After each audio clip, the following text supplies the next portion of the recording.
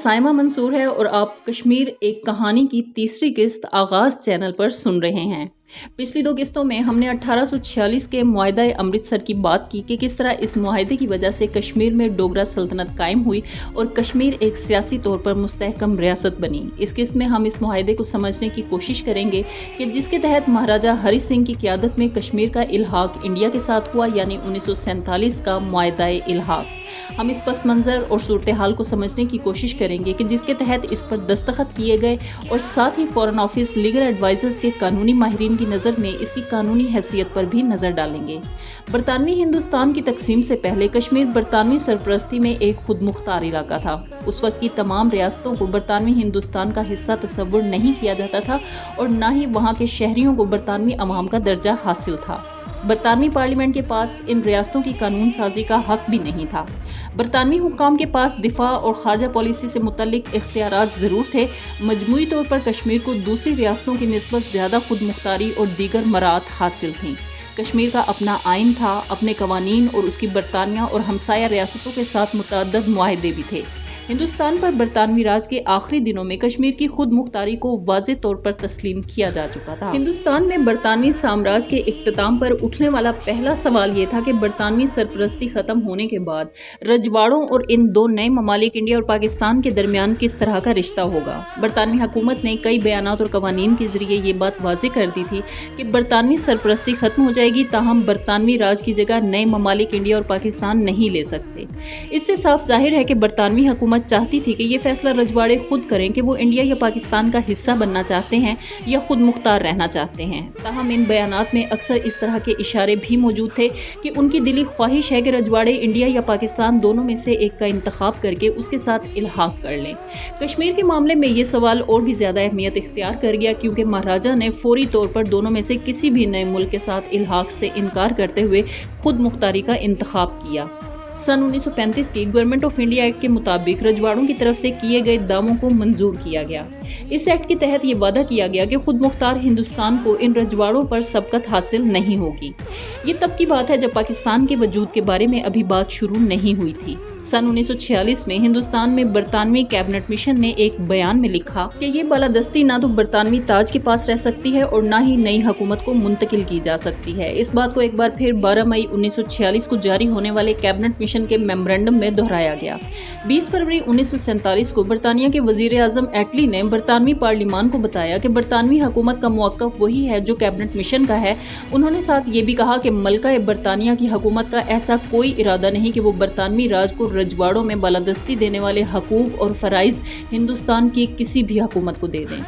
3 जून 1947 के एक बयान में इस बात को दोहराया गया कि रजवाड़ों में इख्तियारात और फ़राइज़ की मुंतकिली नहीं हुई। इसके बाद 10 जुलाई 1947 को एक बार फिर वज़ीर आज़म एटली ने यही मौक़िफ़ दोहराया। 16 जुलाई 1947 को हिंदुस्तान और बर्मा के वज़ीर लॉर्ड लेस्टेवेल ने ऐवान बाला में कहा कि इस लम्हे से बरतानवी ताज के नुमाइंदे की तरफ से की गई तैनातियाँ, उनके फ़राइज़ सब ख़त्म हो जाएंगे और रियासत खुद अपनी किस्मत की मालिक होगी। वो खुद इस बात का इंतखाब करेंगे कि वो इंडिया या पाकिस्तान के साथ इल्हाक करना चाहती हैं या फिर अकेले खड़ा होना चाहती हैं। लॉर्ड माउंटबेटन ने भी 25 जुलाई 1947 को चैम्बर ऑफ प्रिंसेस से अपने खिताब में कैबिनेट मिशन मेमोरेंडम की सिफारिशात को दोहराया। ताहम माउंटबेटन ने, जो जवाहरलाल नेहरू के अच्छे दोस्त भी थे और उस वक्त आज़ाद इंडिया के पहले गवर्नर जनरल बनने के बारे में भी सोच रहे थे, वहाँ जमा राजों और महाराजाओं से ये भी कहा कि हर समझदार हाकिम की ख्वाहिश होगी कि वो इंडिया जैसे शानदार मुल्क का हिस्सा बने। उनकी ये बात अपनी जगह, लेकिन रजवाड़ों पर यह वाज़े हो गया कि उनके पास क्या क्या रास्ते हैं। इंडिया के साथ इल्हाक, पाकिस्तान के साथ इल्हाक या फिर मुकम्मल खुद मुख्तारी के साथ आज़ादी का ऐलान। 12 जुलाई 1947 को लेस्टोवेल को भेजे गए एक टेलीग्राम में लॉर्ड माउंटबेटन ने लिखा कि पार्लियामान में इल्हाक न करने वाली रियासतों की हैसियत वाज़े करने की कोई भी कोशिश मेरा ख्याल है कि कबल अज़ वक्त होगी और इससे यहाँ पर जारी मज़ाकरात के काम पर मनफी असरात मुरतब होंगे। इस खतो किताबत से वाज़े है कि लॉर्ड माउंटबेटन और कांग्रेस ने मिलकर कोशिश की कि कश्मीर इंडिया के साथ ही इल्हाक करे।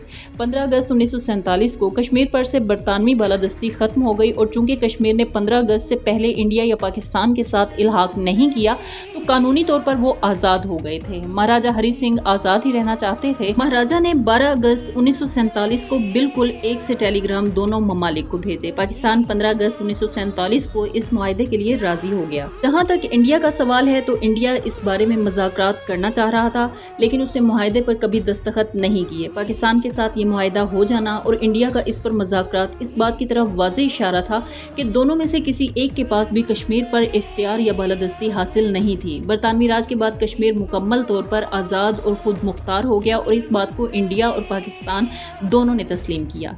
3 जून 1947 को माउंटबेटन के मंसूबे में वाज़ेह हो गया था कि हिंदुस्तान को 2 ममालिक में तकसीम किया जाएगा। रजवाड़ों के इल्हाक का मामला कांग्रेस पार्टी के एजेंडे में काफ़ी अहम था। इस मकसद के लिए सरदार वल्लभ भाई पटेल को महकमा दाखिला सौंपा गया और उनका काम रजवाड़ों को इंडिया के साथ इल्हाक पर माइल करना था और वो काफ़ी हद तक इसमें कामयाब भी हो गए। सिर्फ 3 ऐसी रियासतें थीं जिन्होंने ये फैसला नहीं किया था कि वो इल्हाक करेंगे या नहीं। उनमें कश्मीर, जूनागढ़ और हैदराबाद दक्कन शामिल हैं। कश्मीर के साथ नेहरू का जज्बाती ताल्लुक था क्योंकि वो उनके आबाओ अजदाद का वतन था। लॉर्ड माउंटबेटन लिखते हैं कि जब मुझे पता चला कि मुज़ाकरात से पहले पटेल ने नेहरू को समझाने की कोशिश की तो वो टूट कर रो पड़े और कहा कि इस वक्त उनके लिए कश्मीर से ज़्यादा कुछ भी अहम नहीं। ये बात साफ जाहिर करती है कि नेहरू की जज्बाती वाबस्तगी और लॉर्ड माउंटबेटन की दोस्ती का इस मुहिम में अहम किरदार था, जिसके ज़रिए महाराजा हरि सिंह को इंडिया के साथ इल्हाक पर मजबूर किया गया। लॉर्ड माउंटबेटन ने इस दौरान कश्मीर का दौरा किया और महाराजा हरि सिंह और उनके वजीरों से इब्तदाई मुलाकातें की। महाराजा हरि सिंह के लिए 1947 एक मुश्किल साल था। मुकामी जमातों की तरफ से दबाव, पुंछ में खाना जंगी और फिर बरतानवी सियासी रहनुमाओं और वाइसराय की तरफ से भी दबाव। उस वक्त की दस्तावेजात के मुताले से ये इशारा भी मिलता है कि महाराजा ने आज़ाद रहने के लिए अपना जहन बना लिया था, जिस वजह से उन्होंने माउंटबेटन से मजीद मुलाकातों से किनारा कशी इख्तियार की ताकि उन्हें इल्हाक के बारे में बात ना करनी पड़े और वो अपने लिए थोड़ा और वक्त हासिल कर सकें।